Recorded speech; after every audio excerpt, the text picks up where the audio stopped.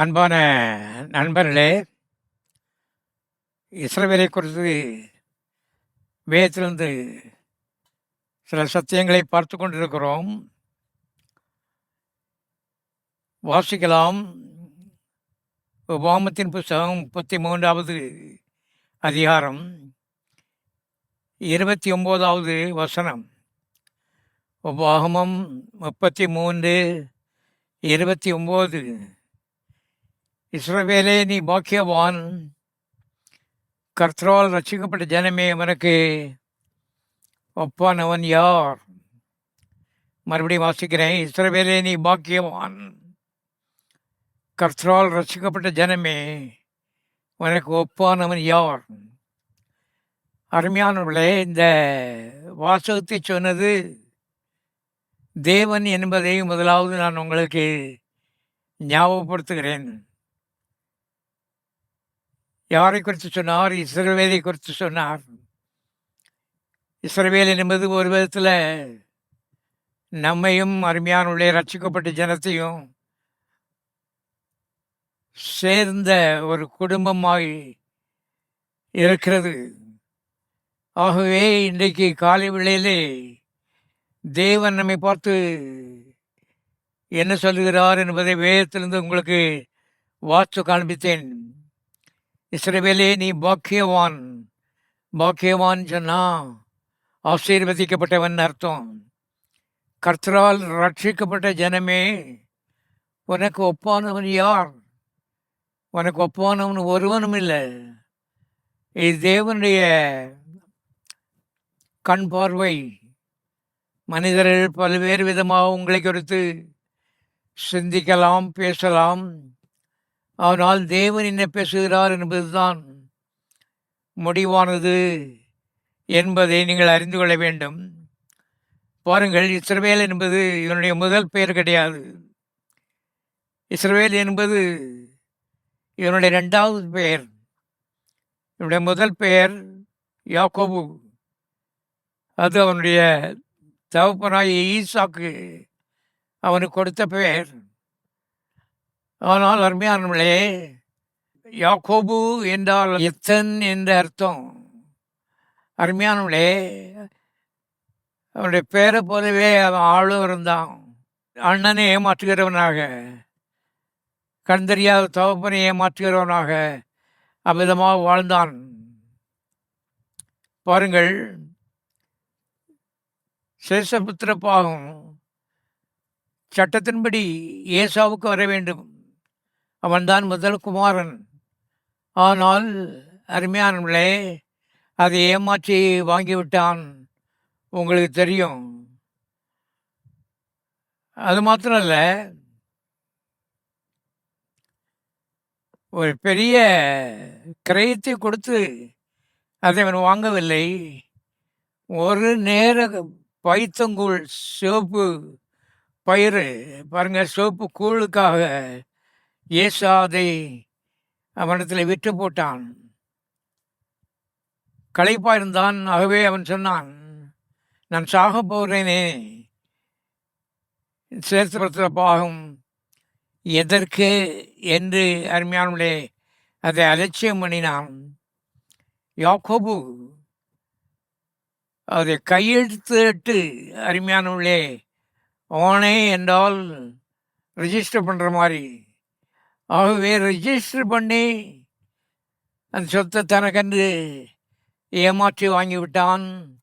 ஒரு நேரம் கூட ஏசா குடிச்சிட்டு எழுந்து போனான் என்று வேதத்திலே வாசிக்கிறோம். அருமையானவர்களே, அப்படிப்பட்ட பெரிய சொத்தை ஒரு நேர பைத்தங்குழுக்காக வாங்கின ஒரு யாக்கோபு. அவனுடைய வாழ்க்கை அப்படித்தான் இருந்தது. பாருங்கள், சேஷ்டபுத்திர பாகம் என்பது ஆபிரகாமுடைய சொத்து, ஈசாக்குடைய சொத்து, ரெண்டும் சேர்ந்து உள்ள அந்த சொத்துல பாதி அது ஏசாவை சேரும். அது சேஷ்டபுத்திர பாகத்தை ஒரு நேர கூழுக்காக அருமையானவர்களே ஆணையிட்டு வாங்கி கொண்டான் என்று வேதத்திலே வாசிக்கிறோம். ஆபிரகாம் பெரிய பணக்காரன், உங்களுக்கு தெரியும். அவன் வெள்ளையும் பொன்னுமான சீமானாயிருந்தான் என்று ஆதியாகமம் 13ஆம் அதிகாரத்திலே வாசிக்கிறோம். அது மாத்திரமல்ல, ஆதியாகமம் 26 இவன் தகப்பன் ஈசாக்கை பற்றி எழுதப்பட்டிருக்கிறது. ஈசாக்கு அந்த தேசத்திலே விதை விதைத்தான். கர்த்தர் அவனை ஆசீர்வதித்தனால் அந்த வருஷத்தில் 100 மடங்கு பலன் அடைந்தான். அவன் ஐஸ்வர்யவானாகி வர வர விருத்தியடைந்து மகா பெரியவனானான். அருமையானவர்களே, இந்த சொத்தெல்லாம் சேர்த்து தான் அவன் குடும்பத்துக்குரியது. அதில் பாதியை ஏமாற்றி வாங்கி கொண்டான் என்பதை தெரிந்து கொள்ளுங்கள். ஆனால் கொஞ்ச காலம் கழிந்தபோது அவன் மாமன் வீட்டுக்கு போக வேண்டி இருந்துச்சு. ஏசாவுக்கு பயந்து மாமன் வீட்டுக்கு போக வேண்டியிருந்தது. அங்கே கர்த்தர் இந்த எத்தனை ஆசீர்வதித்தார் என்பதை நீங்கள் கவனிக்க வேண்டும்.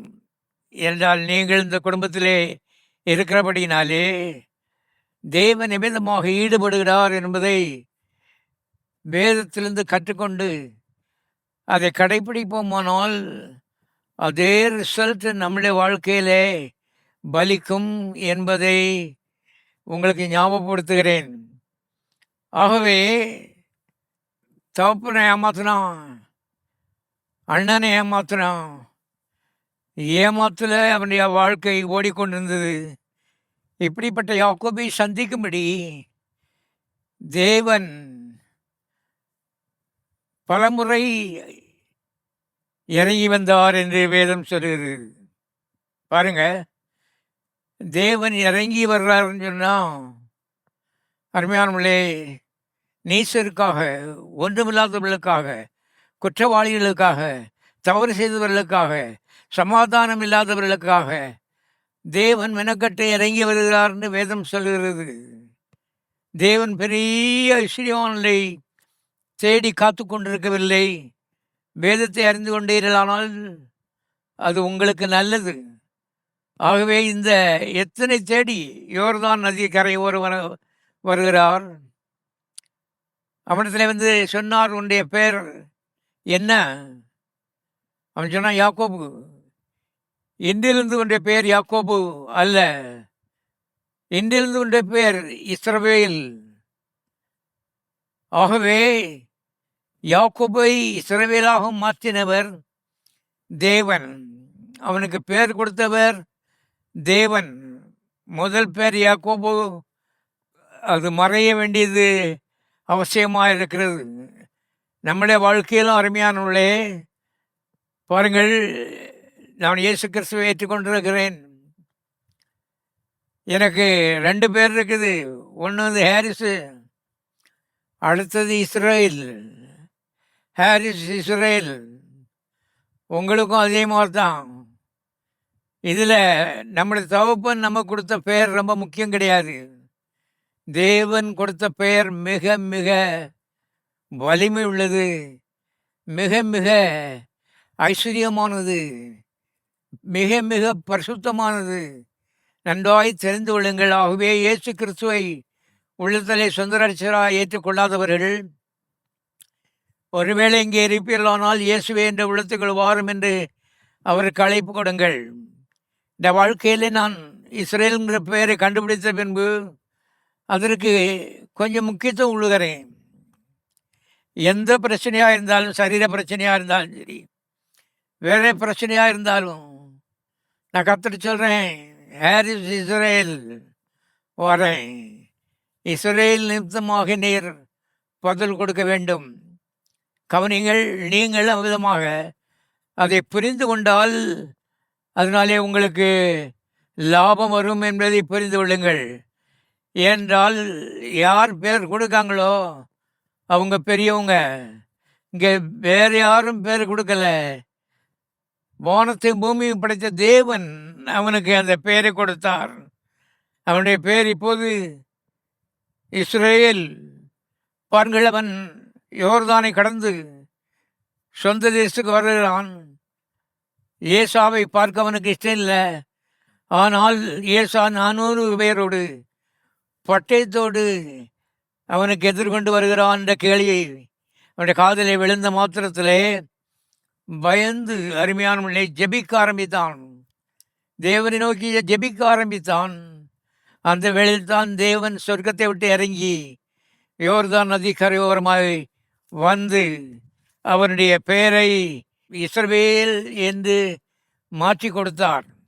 அருமையானவர்களே, நாமும் என்றைக்கு இயேசு கிறிஸ்துவை சொந்த ரட்சகராய் ஏற்றுக்கொண்டோமோ, என்றைக்கு இயேசுவின் இரத்தத்தினாலே கழுவப்பட்டோமோ, அன்றைக்கே இந்த பெயரை தேவன் நமக்கு கொடுத்து விட்டார். உங்களுக்கு தெரியுமோ தெரியாதோ, தெரிந்தாலும் தெரியாவிட்டாலும் இந்த பெயர் உங்களுக்கு கொடுக்கப்பட்டிருக்கிறது. இதனுடைய வலிமை வானத்திலும் பூமியிலும் பெரிய ஒரு வலிமை என்பதை தெரிந்து விடுங்கள். தேவன் கொடுத்த அந்த பெயரை நீங்கள் ஜெபத்திலோ மற்ற எந்த ரீதியிலோ உபயோகிப்பீர்களானால் அதனால் உங்களுக்கு பெருத்த லாபம் உண்டாகும் என்பதை திட்டமாய் தெரிந்து கொள்ளுங்கள். ஆகவே இஸ்ரவேல் என்றால் தேவனுடைய பிரபு அல்லது தேவனுடைய வாரிசு என்று அர்த்தம். தேவனுடைய பிள்ளை பாருங்க, தேவனுக்கு எவ்வளவு சொந்தமோ அது எல்லாம் அவனுடையது. அந்த ரீதியிலே தேவன் அது எத்தனை ஆசீர்வதித்தான். இந்த காலவேளையிலே யாராவது அவனை போல வாழ்ந்து கொண்டிருப்பீர்களானால் தேவன் நம்மை தண்டிப்பார் என்ற எண்ணத்தை விட்டுவிடுங்கள். தேவன் யாக்கோபை தண்டிக்கவில்லை, தேவன் யாக்கோபை ஆசீர்வதித்தார். அதுபோல தேவன் உங்களை மன்னிப்பார், ஆசீர்வதிப்பார். இல்லாதவர்களை அழைத்து உங்களுடைய வாழ்க்கையிலே இருக்க செய்வார். ஆகவே இயேசுவே என்று விளத்திக் கொள்வாரும் என்று அவருக்கு ஒரு அழைப்பு கொடுங்கள்.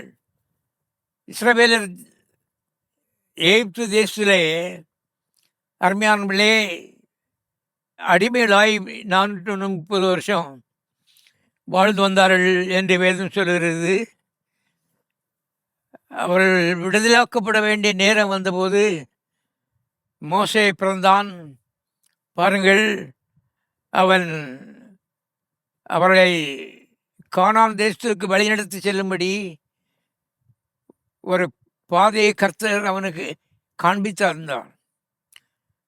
அந்த வழியின்படியே அவனை பாருங்க நடத்தி சென்றார். மோசே மோவாப் சமபடியாக 30 லட்சம் ஜனங்களை அருமையானவர்களே வழி நடத்தி கொண்டு போகிற ஒரு காட்சியை பார்க்கிறோம்.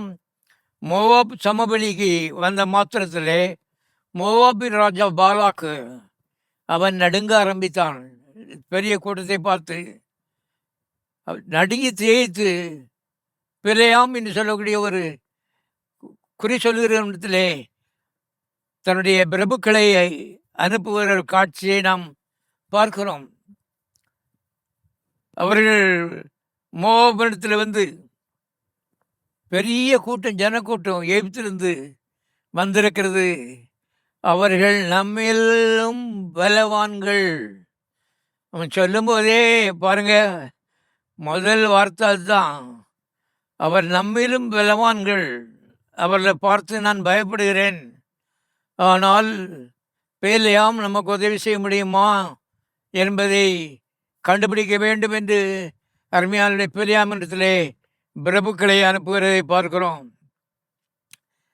ஆகவே பாலாக் அனுப்பின அந்த பிரபுக்கள் இந்த செய்தியை எடுத்துக்கொண்டு பேலையாமின் அருமையாருடைய வந்து அடைகிறார்கள்.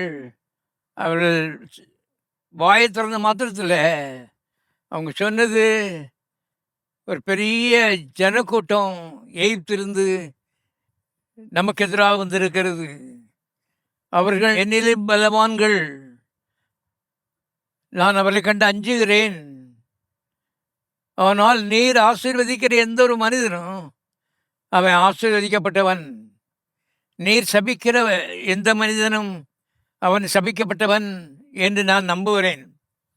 ஆகவே ஒருவேளை வேதத்தில் அப்படியே எழுதப்பட்டிருக்குது, நான் வாசித்து காண்பிக்கிறேன். பாருங்கள், ஒருவேளை நீ சபித்தால் அவர்கள் தோற்று போவார்கள். நான் ஜெயிக்கக்கூடிய ஒரு வாய்ப்பு இருக்கிறது. ஆகவே நீர் வந்து எனக்காக அவர்களை சபிக்க வேண்டும் என்று கெஞ்சுகிறதை பார்க்கிறோம். ஆகவே பாலாக்கினுடைய அந்த மூப்பர்கள் பலியாமண்டத்தில் வந்தார்கள். பகல் நேரத்தில் வந்தார்கள். அவன் சொன்னான், இந்த ராத்திரி நீங்கள் என் வீட்டில் தங்குங்க, தேவன் என்ன சொல்லுகிறார் என்ற செய்தியை நான் முதலாவது கேட்க வேண்டும் என்று அவன் அவரிடத்தில் சொல்லிவிட்டான். இன்றைக்கு இங்கு தங்கியிருங்கன்னு. இவன் அருமையானவர்களே, தேவனை கூப்பிடுவதற்கு முன்பதாக வேதம் சொல்கிறது, இரவிலே தேவன் பேலேயாம் வீட்டிற்கு வந்தார். பழைய ஏற்பாட்டு காலத்திலே தேவன் பலமுறை வந்திருக்கிறார். பாருங்கள், புதிய ஏற்பாட்டு காலத்தில் இயேசு என்ற ரூபத்தில் நீண்ட நாட்கள் இந்த உலகத்திலே வாழ்ந்தார். பழைய ஏற்பாட்டில் குறுகிய நேரத்தில் சில செய்திகளை கொடுப்பதற்காக அவசர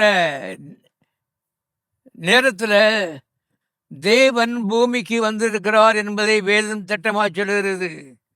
இந்த சந்தர்ப்பத்தில் அருமையானவர்களே, தேவன் வந்தார்.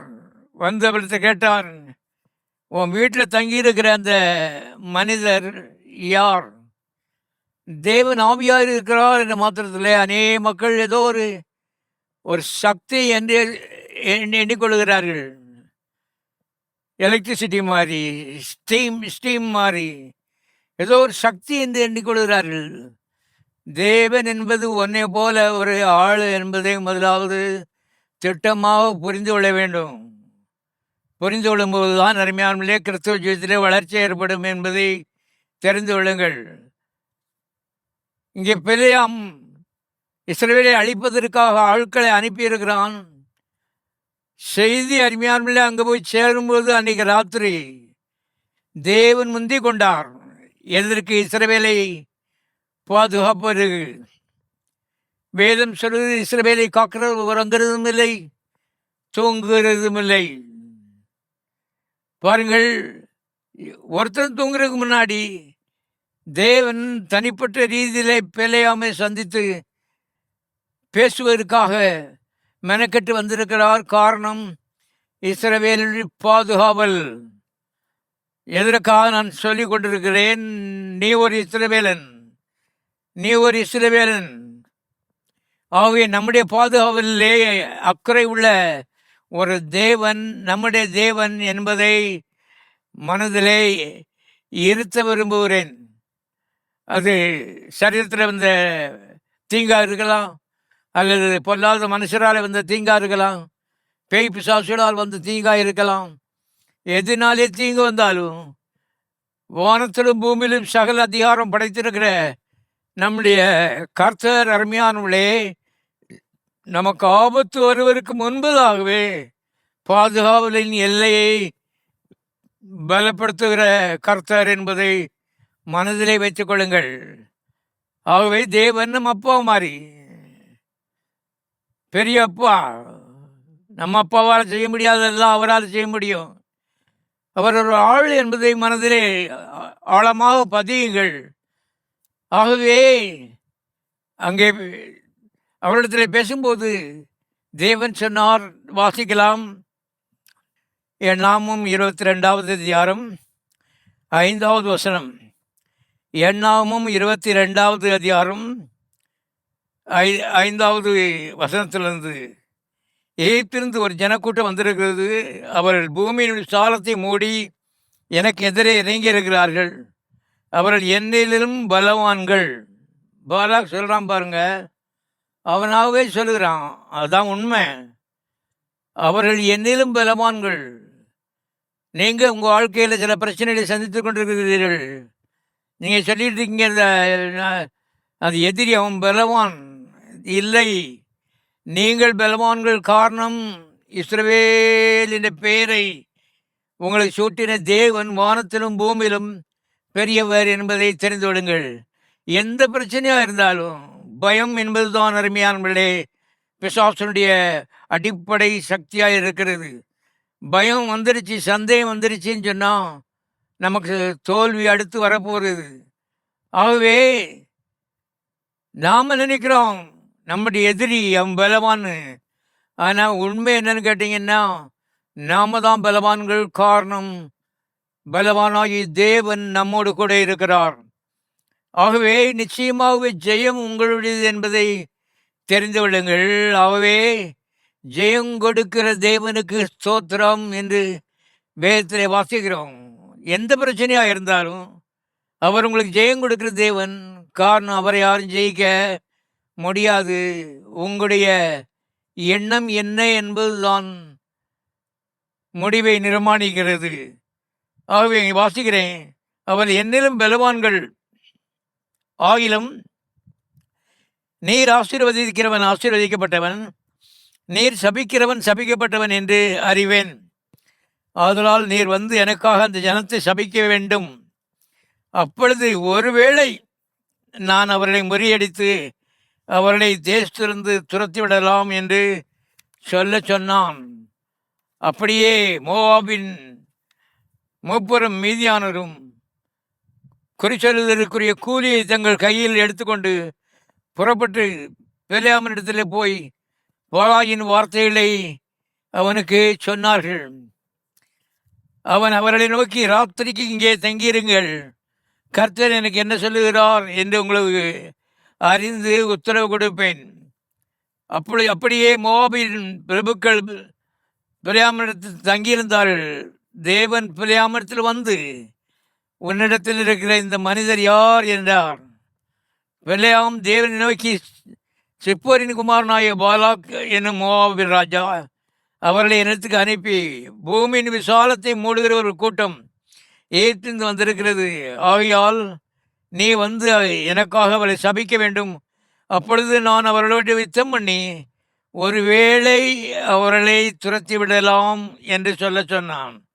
அவனுடைய பேச்ச போகிறேன், நான் யுத்தம் பண்ண போகிறேன், ஆனால் ஒருவேளை நான் ஜெயிக்கலாம். கவனிங்க, அவனுக்கே ஒரு வேளையா 2 வேளையா நம்ம ஜெயிக்க போகிறோம் தெரியல. ஆனால் நமக்கு உங்களுக்கு நன்றாக தெரிந்திருக்க வேண்டும். இது பிரச்சனை நிறைந்த உலகம். பிசாசு இதனுடைய அதிபதியாக இருக்கிறான். அவன் தான் பாலாக்கு. அருமையான அவன் நமக்கு தீமையிலே மனதில் வைத்திருக்கிறான். அழிக்கிறது தான் அவனுடைய நோக்கம். ஆனால் நம்முடைய தேவனுடைய நோக்கம் பரிபூர்ண ஜீவனை நமக்கு தருவது. இதிலே நாம் பயப்படாதபடி ஜெயம் கொடுக்கிற தேவனுக்கு ஸ்தோத்திரம் என்ற அந்த நிச்சயத்திலே அருமையானே பிரச்சனைகளே அணுக வேண்டும் என்பதை திட்டமாக தெரிந்து கொள்ளுங்கள். பிசாசு அருமையானுடைய இன்னொரு கடவுள் கிடையாது. பிசாசு தேவனும் மல்லுக்கட்டு அவங்க யுத்தம் பண்ணுறது இல்லை. பிசாசு ஒரு விழுந்து போன தூதன். அதை மனதில் வைத்துக் கொள்ளுங்கள். ஆகவே எந்த போராட்டமாக இருந்தாலும் சரி, இதில் தோற்று போய்விடுவோமோ என்று பயப்படுகிறது தான் முதலாவது எதிரி என்பதை தெரிந்து கொள்ளுங்கள். எந்த பிரச்சனை வந்தாலும் எல்லாவற்றிலும் ஜெயம் கொடுக்கிற தேவன் உங்களோடு இருக்கிறார். உங்களுக்கு ஜெயம் கொடுக்க முடியே பரலோகத்திலிருந்து அவர் பூலோகத்துக்கு வந்து அவருடைய பெயரை உங்களுக்கு அவர் மாற்றி கொடுத்திருக்கிறார். உங்கள் நிமித்தம் அல்ல, அந்த பெயர் நிமித்தமாக. இஸ்ரவேல் என்றால் தேவனுடைய பிரபு, தேவனுடைய பிள்ளை, தோற்று போனதில்லை. நிரந்தரமான ஜெயம் அவர்களுக்கு வாக்கு பண்ணப்பட்டிருக்கிறது. காரணம், தேவன் அவர்களோடு இருக்கிறார். ஆகவே இந்த காலவெளியிலே தேவன் உங்களோடு இருக்கிறார். உங்களுடைய கெட்டிகார்த்தனம் இல்லை, நீங்கள் உபாசம் இருந்தனால இல்லை, அல்ல நீங்கள் கண்ணீர் விட்டதுனால இல்லை. தேவனுடைய அந்த பெயருக்கு அருமையானே இந்த அண்ட சராசரமும் நடுங்குகிறது என்பதை தெரிந்து கொள்ளுங்கள். இந்த நிச்சயத்தோடு நீங்கள் வார்த்தையை வாயில வைப்பீர்களானால், வாக்கு தத்தங்களை, அதற்கேற்ற வாக்கு தத்தங்களை வாயில வைப்பீர்களானால், இன்றைக்கு இல்லாவிட்டு நாளைக்கு ஜெயம் உங்களுடைய பங்காகும். ஆகவே தேவன் பிலேயாமை நோக்கி வாசிக்கிறேன், அவர்களோட நீ போக வேண்டாம். அந்த ஜனங்கள் சபிக்கவும் வேண்டாம், அவர்கள் ஆசீர்வதிக்கப்பட்டவர்கள். உங்களை பார்த்து இந்த கால வேளையிலேயே கர்த்தர் தான் சொல்கிறாரு. உங்களுக்கு விரோதமாக வருகிற எல்லா பிசாசின் வல்லமையும் பார்த்து கர்த்தர் சொல்கிறாரு, அவர்கள் ஆசீர்வதிக்கப்பட்டவர்கள், அவளை சபிக்க வேண்டாம். அவர்கள் ஆசீர்வதிக்கப்பட்டவர்கள், அவர்கள் சபிக்க முடியாது. ஆகவே முடிவு தோல்வி உனக்கு தான் சொல்லி அருமையானவர்களே, வான மண்டலத்திலே கர்த்தர் நம்முடைய சார்பாக நின்று நமக்காக யுத்தம் பண்ணி கொண்டிருக்கிறார் என்பதை உங்களுக்கு ஞாபகப்படுத்துகிறேன். இங்கே பாருங்கள், 30 லட்சம் இஸ்ரவேலர் இருக்கிறார்கள். ஒருவருக்கு இது தெரியாது. மோசே ஒரு பெரிய தீர்க்கதரிசி, 30 லட்சம் ஜனங்களுடைய தலைவன். அவனுக்கு இங்கே நடக்கிறது தெரியாது, அவன் தூங்கிட்டு இருக்கான். ஆனால் ஆவி மண்டலத்தில் தேவன் நமக்காக, இஸ்ரவேலருக்காக அங்கே யுத்தம் பண்ணுகிறதை பார்க்கிறோம். எச்சரிப்பு கொடுக்கிறார் அவனுக்கு, நீ போக வேண்டாம், சபிக்க வேண்டாம், அவர்கள் ஆசீர்வதிக்கப்பட்டவர்கள். அருமையானவர்களே, ஆகவே இந்த கால வேளையிலே மனதிலே ஒரு சத்தியத்தை பகிர்ந்து கொள்ளுங்கள். நீங்கள் ஆசீர்வதிக்கப்பட்டவர்கள். நான் சொல்லலை, தேவன் சொல்லுகிறார், வேதம் சொல்லுகிறது. நான் அதை நம்புகிறேன். உங்களுக்கு வாசித்து காமிச்சேன், கவனிங்க. ஒரு வார்த்தை சொல்லும். புதிய ஏற்பாட்டில் அநேக இடங்களில் இந்த பதத்தை நான் பார்க்கிறோம். ஒரு வார்த்தை சொல்லும், நீர் மெனக்கட்டு அங்கேருந்து நடந்து இங்கே வர வேண்டாம். ஒரு வார்த்தை சொல்லும், அப்பொழுது என் வேலைக்காரன் சொஸ்தமாவான். இங்கே தேவன் வார்த்தை சொல்லி இருக்கிறார், அவளை சபிக்க வேண்டாம், அவள் ஆசீர்வதிக்கப்பட்டவர்கள். தேவன் சொல்லும் பொழுது ஆமேன் என்று சொல்லுகிறவன் புத்திமான். ஆவிக்குரிய புத்தி அவர்களுக்கு தான் இருக்கிறது. அதுக்கப்புறம் சொல்லிட்டு இருந்தோன்னா, அருமையானவர்களே, நாம் ஆசீர்வாதத்தை இழந்து போனோம் என்பதை தெரிந்து கொள்ளுங்கள். ஆகவே பிள்ளையாம் இந்த பிரபுக்களத்தில் அவன் சொன்னான், நீங்கள் போயிடுங்க, காரணம் தேவன் நீ போக வேண்டாம் என்று சொல்லுகிறார் என்று சொன்னான். இந்த மூப்பர்கள் பாலாக் இடத்திலே போய்விட்டார்கள். பாலாக் பிசாசுக்கு அடையாளமாக இருக்கிறான். உங்களை சொல்லுகிறேன், அருமையானவர்களே, பிசாசுக்கிட்ட எந்த ஆயுதமும் இல்லை, ஆனால் தந்திரம் என்கிற ஒரு ஆயுதம் இருக்கிறது.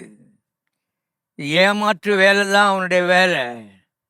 அருமையானவர்களே, யார் ஏமாந்தார்களோ அவர்களுக்கு தண்டனை அருமையானவர்களே கொடுப்பதற்கு அவன் வகை தேடி சுற்றி திரிகிறான் என்று சத்திய வேதம் சொல்லுகிறது. பாருங்கள், நீங்கள் போயிடுங்கன்னு சொல்லிட்டாங்க, கதை அதோட முடிய வேண்டியது. ஆனால் பாலாக்கு விடவில்லை. அவன் அதைவிட கனவான்களை அனுப்பினான், அதைவிட அதிகமான கூலியை அனுப்பினான். அனுப்பி எப்படியாவது நீர் அவளை சபிக்க வேண்டும் என்று கெஞ்சுகளை நீங்கள் வாஸ்து பார்க்க வேண்டும். நான் வாஸ்து பார்த்து ஆச்சரியப்பட்டேன். இங்கே ராஜா ஒரு குறி சொல்கிற நீ சொல்கிறதான் நான் செய்வேன், எப்படியாவது அந்த ஜனத்தை சபிச்சிருன்னு சொல்லி கெஞ்சுகிறதை பார்க்கிறோம். அருமையானவளே, பிசாசானவன் மகா வல்லவன் அல்ல, அவன் இன்னொரு தேவன் அல்ல. ஆனால் தந்திரக்காரன் எந்த விதத்திலாயிலும் பணத்தை கூட்டி கொடுத்து, கனத்தை கூட்டி கொடுத்து இந்த இஸ்ரவேல் ஜனத்தை வஞ்சிக்க வேண்டும் என்பதுதான் அருமையானவர்களே அவனுடைய ஒரே நோக்கமாக இருந்தது.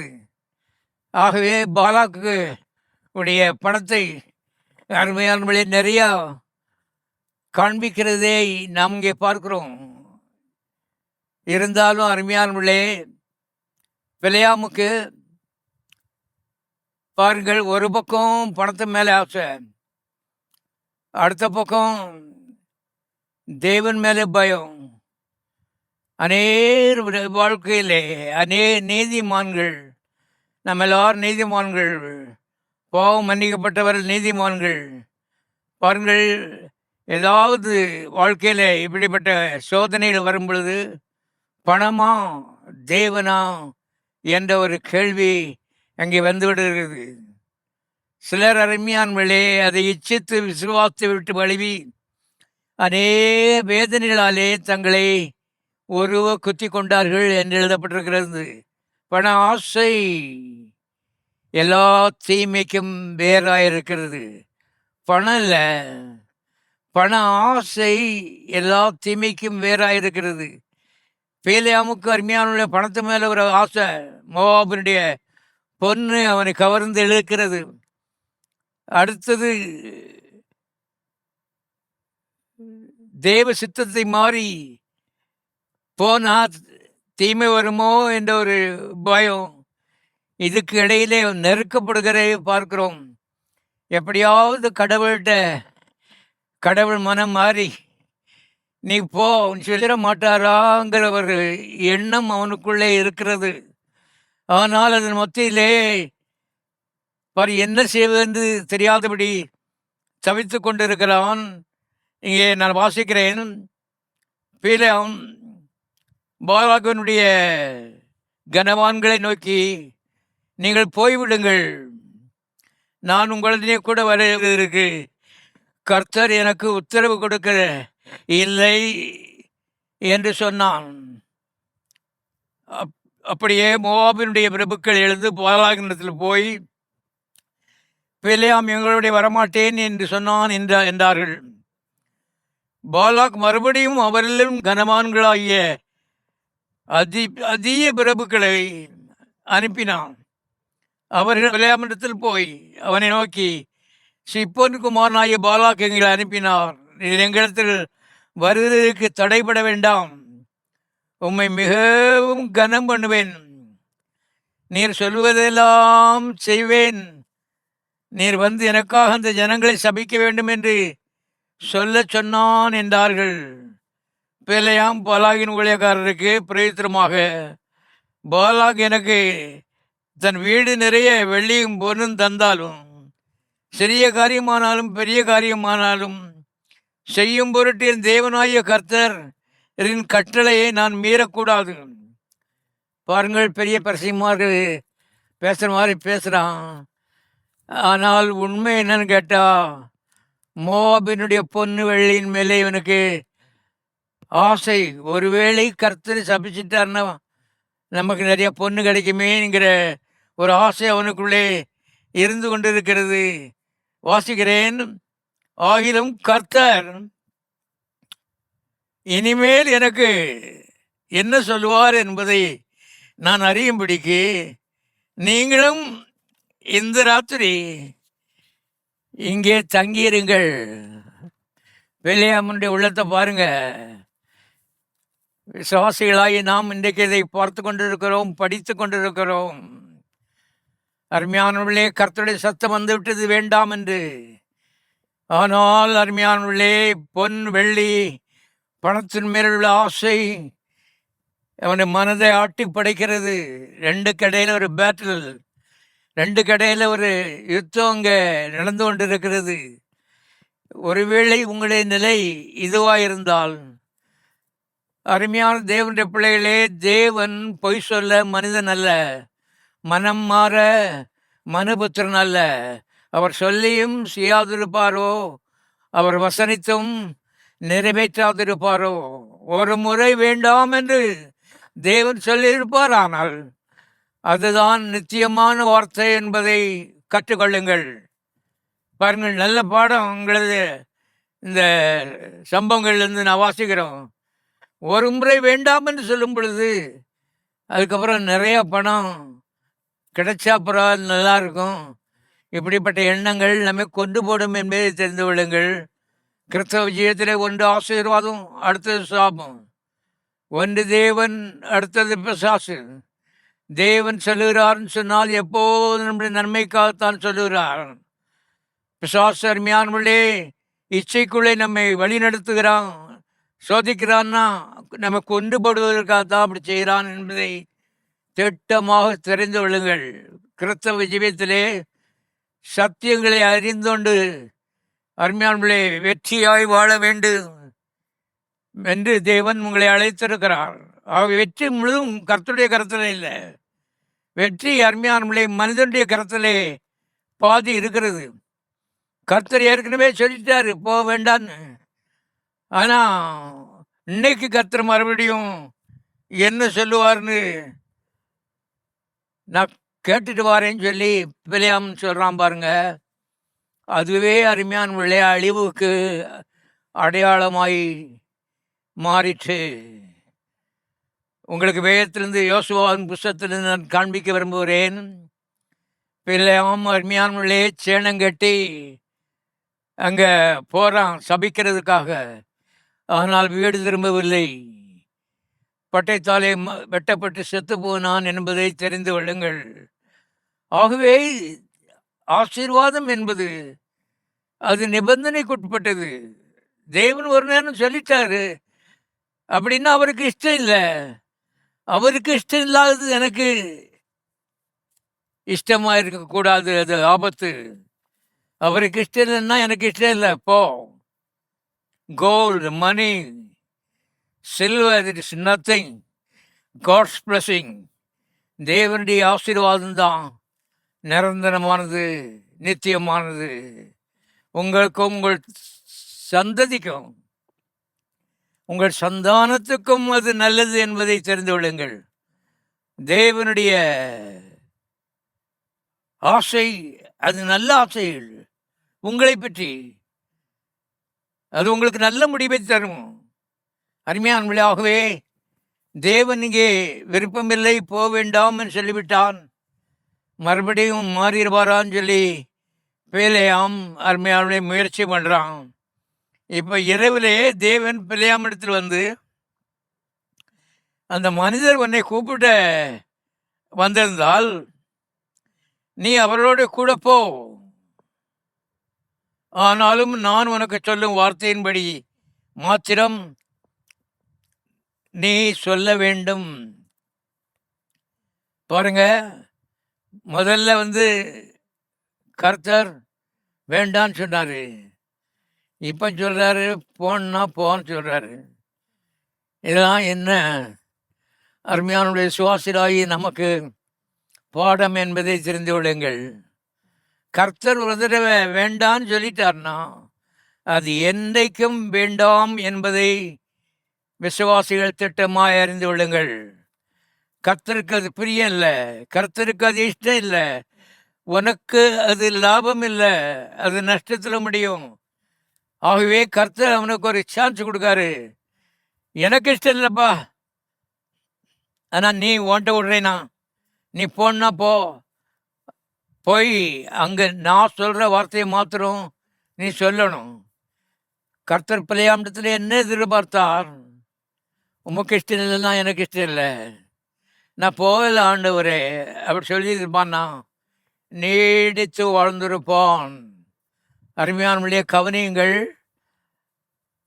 God spot and man spot என்று 2 பகுதி இருக்குது விசுவாச ஜீவியத்தில். இதில் தேவனுடைய விருப்பம் என்ன என்று கண்டுபிடித்து அதில் நடக்கிறவர்கள் எல்லா ஆசீர்வாதங்களையும் சுதந்திரத்துக் கொள்வார்கள். பாருங்க, ஆகவே இந்த வார்த்தை கிடைச்ச மாத்திரத்தில் பிலேயாமுக்கு சொல்ல முடியாத சந்தோஷம். போ, உனக்கு இஷ்டம் இருந்தா போ, ஆனால் நான் சொல்கிற வார்த்தையை மாத்திரம் சொல்லு. இப்போ 21ஆம் வசனம் வாசிக்கிறேன். பிலேயாம் காலமே எழுந்து தன் கழுதையின் மேலே செனங்கட்டி மோவாபின் பிரபுக்களோட கூட போனான். அவன் போகிறதுனாலே தேவனுக்கு கோபம் உண்டாயிற்று. அருமையானவர்களே, வேதம் ஒரு அருமையான புஸ்தகம். பாருங்க, நம்ம நேரான பாதையிலே, ஜீவ பாதையிலே, பரிசுத்தமான பாதையிலே, நாளைக்கு வருந்துகிற ஒரு பாதை அல்ல, நல்ல வேளைக்கு இந்த பாதையில் வந்தோம் என்று நினைக்கக்கூடிய ரீதியிலே நடத்துகிற தேவன். ஆகவே அவன் போச்ச நேரம் அவன் போயிட்டான். இவர் தான் போன்னு சொன்னார். அவன் வேண்டான்னு சொல்லணும்னு எதிர்பார்த்தாரு. அவன் சொல்ல மாட்டான். அவனுக்கு மோபினுடைய பொன்னும் வெள்ளியும் காசும் பெருசாக தெரியுது. ஒரு பெரிய பேட்டிலே நடந்துட்டுருக்கு, யுத்தமே நடந்துட்டுருக்கு. ஆகவே அவன் போகிறதுனாலே தேவனுக்கு கோபம் உண்டது. கர்த்தருடைய தூதனானவர் வழியிலே அவனுக்கு எதிராளியாக நின்றான். அவன் தன் கழுதையின் மேல் ஏறி போனான். அவன் வேலைக்கார் 2 பேரும் அவனோடே கூட போனார்கள்.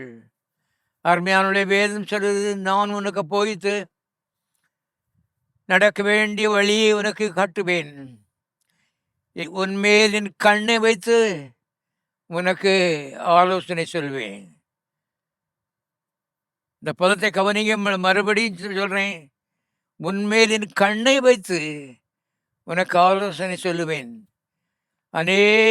மக்கள் இல்லைன்னு சொன்னா அடித்து நொறுக்கி கடவுள் நமக்கு பாடத்தை படித்து கொடுக்காரு.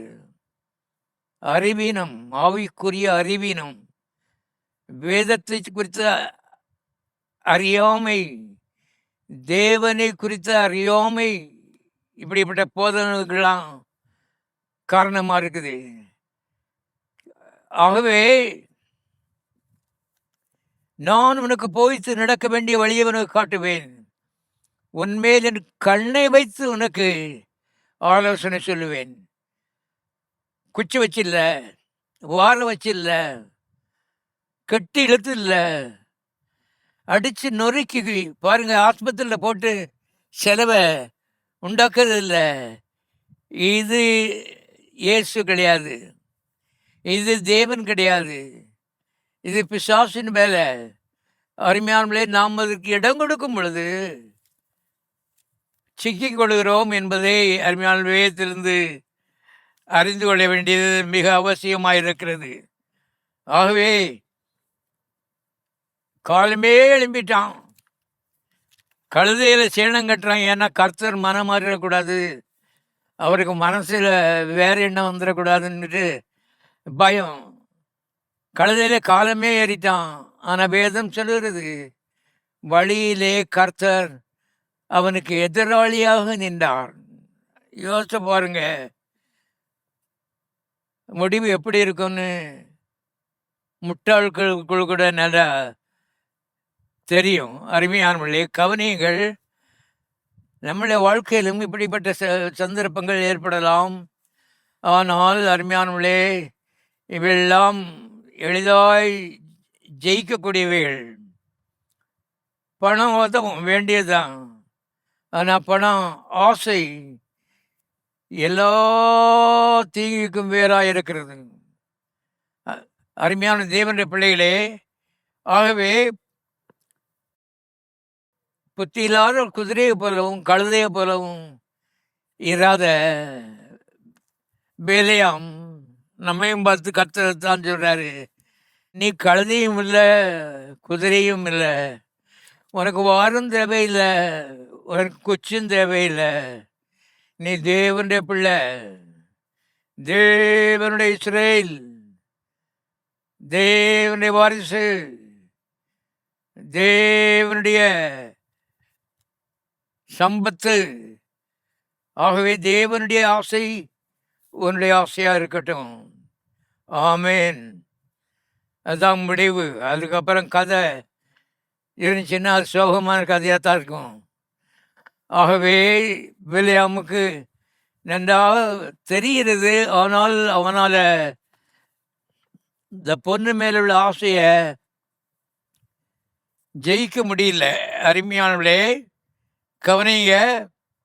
இப்போ தொடர்ந்து வாசிக்கிறேன். கர்த்தருடைய தூதனானவர் உருவின பட்டயத்தை தம்முடைய கையிலே பிடித்து கொண்டு வழியிலே நிற்கிறதே கழுதை கண்டது. மோசேக்கு இது தெரியாது பாருங்க, இஸ்ரவேல் ஜனங்களுக்கு தெரியாது, வேற யாருக்கும் தெரியாது. இதில் கழுதை சம்மந்தப்பட்டிருக்குது, வாயில்லாத பிராணி. அதுக்கு அருமையானவர்களே, இந்த கர்த்தருடைய தூதன் நிற்கிறது கண்ணுக்கு தெரியுது. பேலியாமுக்கு தெரியவில்லை. ஆபத்தான ஒரு இடம் பாருங்க. சில சமயங்களில் விசுவாசிகளாய் நாம் தேவன் நம்முடைய வழியிலே எதிராளியாய் நிற்கும்போது கழுதை கூட அது தெரிகிறது. நமக்கு தெரியாமல் இருக்கக்கூடிய வாய்ப்பு இருக்கிறது என்பதை திட்டமாய் தெரிந்து கொள்ளுங்கள். எப்போதும் தேவனோடு சேர்ந்து போவோம். தேவன் காட்டுகிற வழியிலே நடப்போம். நல்ல முடிவை அவர் நமக்கு வைத்து ஆயத்தங்களை பண்ணி நம்மை அழைத்திருக்கிறார் என்பதை ஆவியானவர் உங்களுக்கு சொல்லுகிறார். கர்த்தர் கூட போனா அருமையான பின்னாலே அழ வேண்டிய இன்னொரு நாள் வராது. அன்றைக்கு ஒருவேளை நீங்கள் ரட்சிக்கப்படும் பொழுது அழுதிருப்பீர்கள். ஆனால் இனி அழ வேண்டிய ஒரு நாள் வராது. ஏனென்றால் தேவன் நல்ல பாதை அருமையானவர்களே நமக்காக ஆயத்தம் பண்ணியிருக்கிறார். அந்த பாதையை ஆயத்தம் பண்ணுவதற்காக கல்வாரி சிலுவிலே என்னென்ன கஷ்டம் உண்டோ, என்னென்ன பாடுகள் உண்டோ, என்னென்ன வேதனை உண்டோ, நம்முடைய எல்லா வேதனையும் அவர் ஏற்றுக்கொண்டு அருமையான நமக்கு விடுதலையை கொடுத்திருக்கிறார், ரட்சிப்பை கொடுத்திருக்கிறார், சமாதானத்தை கொடுத்திருக்கிறார். ஆகவே பாவம் மன்னிப்பை பெற்று நீதிமான்களாய் மாறி இருக்கிறோம். மிகவும் நல்லது. கோடி பேருக்கு இல்லாத சாக்கியம். ஆனால் இன்றைக்கு கர்த்தருடைய ஆவியான நமக்கு எச்சரிப்பு கொடுக்கிறார். தேவன் காட்டுகிற பாதையில் நட. தேவனோடு சேர்ந்து உன்னுடைய கிறிஸ்தவ பிரயாணம் இருக்கட்டும். உன்னுடைய முடிவு நல்ல முடிவாக அமையும், சந்தேகமே இல்லை. தொடர்ந்து வாசிக்கிறேன். கர்த்தருடைய தூதனானவர் உருவின பட்டயத்தை தன் கையிலே பிடித்து கொண்டு வழியிலே நிற்கிறதை கழுதை கண்டது, பேலியாம் காணவில்லை. அருமையானவர்களே, ஆகவே நாம் காண்கிற கண்களை உடைய விசுவாசிகளாய் கர்த்தர் நம்ம எல்லாரையும் மாற்றுவாராக. உள்ளான கண்கள் அருமையான எப்போதும் விசாலமாக திறந்திருக்கட்டும். ஆவிக்குரிய காரியங்களை சூரத்திலிருந்தே அறிந்து கொள்ளக்கூடிய ஒரு மென்மையானவர்களாய், ஆவிக்குரியவர்களாய், இயேசுவை போன்றவர்களாய் நம்ம எல்லாரையும் கர்த்தர் மாற்றுவாராக. வாசிக்கிறேன். கர்த்தருடைய தூதனானவர் உருவின பட்டயத்தை தம்முடைய கையிலே பிடித்து கொண்டு வழியிலே நிற்கிறதை கழுதை கண்டு வழியை விட்டு வயலிலே விலகி போயிட்டு கழுதையை வழியில் திருப்ப பேலியாம் அது அடித்தான். கர்த்தருடைய தூதனானவர் இருபுறத்திலும் சுவர் வைத்திருக்கிற திராட்சை தோட்டங்களின் பாதையிலே போய் நின்றார். அப்பொழுது கழுதை என் வாயை கர்த்தர் திறந்தார். கர்த்தர் கழுதையின் வாயை திறந்தபடினாலே கழுதை இப்பொழுது மனுஷர் பாஷை, அவன் எபிரேய பாஷை பேசி அவன்கிட்ட பேசுது. இந்த 3 தரம் நீ என்னை அடிக்கும்படி நான் உனக்கு என்ன செய்தேன் என்றது. அப்பொழுது பிறையாம் கழுதையை பார்த்து, நீ என்னை பரிகாசம் பண்ணி கொண்டு வருகிறாய்.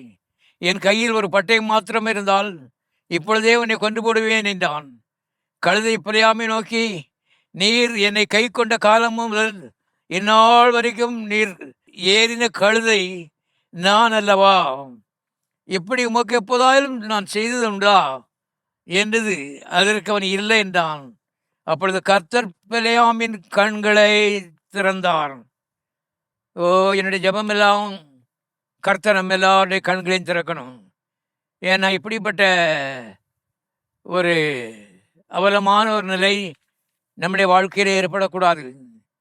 பிலேயாமுக்கு மோவாபின் பொண்ணு ஒரு சோதனையாக இருந்தது. தேவனுடைய பிள்ளைகளே, நமக்கு பல்வேறு சோதனைகள் வரலாம்.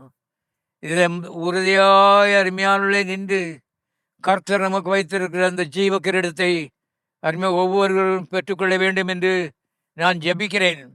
இங்கே பாருங்க, அப்பொழுது கர்த்தர் பிலேயாமின் கண்களை திறந்தார். வழியில நின்று உருவின பட்டயத்தை தம்முடைய கையிலே பிடித்திருக்கிற தூதனை கண்டு தலை குனிந்து பிலேயாம் மூங்கப்புற விழுந்து பணிந்தான். கர்த்தருடைய தூதனானவர் அவனை நோக்கி, நீ உன் கழுதை இதனோடே 3 தரம் அடித்ததென்ன? உன் வழி எனக்கு மாறாக இருக்கிறபடினாலே நான் உனக்கு எதிரியாக புறப்பட்டு வந்தேன். இதை விட நமக்கு வேற என்ன விளக்கம் தேவை? யோசித்து பாருங்க.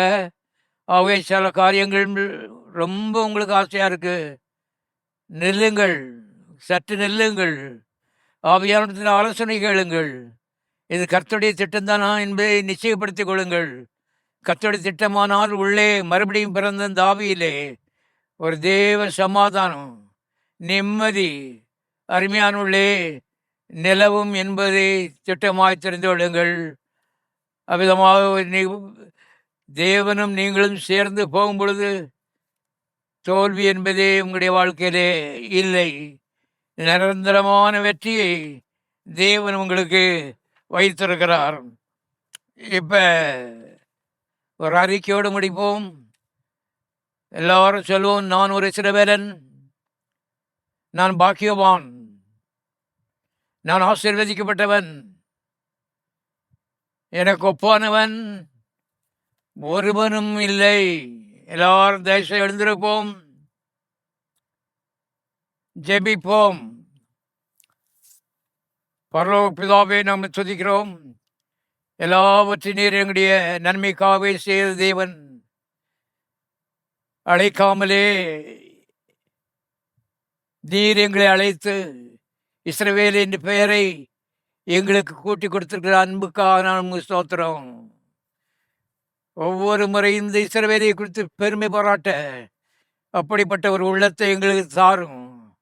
ஒவ்வொரு முறையும் இஸ்ரவேலை நினைக்க பரிசுத்த ஆவியானவர் எல்லாருக்கும் உதவி செய்யும். இஸ்ரவேலுக்கு முதலிடத்தை கொடுத்து அதனாலே மேன்மை பெற எல்லா விசுவாசிகளுக்கும் கிருபை செய்வீராக. இந்த மக்கள் ஆசீர்வதிக்கப்பட்டவர்கள், யார் இவர்களை சபிக்க முடியாது, இவர்கள் பாக்கியவான்கள் என்று நீர் சொன்னீர். அதை நான் இந்த மக்களுக்கு உம்முடைய புஸ்தகத்திலிருந்து வாஸ்து காண்பிக்கிறேன். இவர்கள் எல்லாரும் கர்த்தாவே நீர் சொல்லியிருக்கிறபடியே ஆசீர்வதிக்கும்படி இயேசுவின் நாமத்தினாலே ஜெபிக்கிறேன். ஆமென்.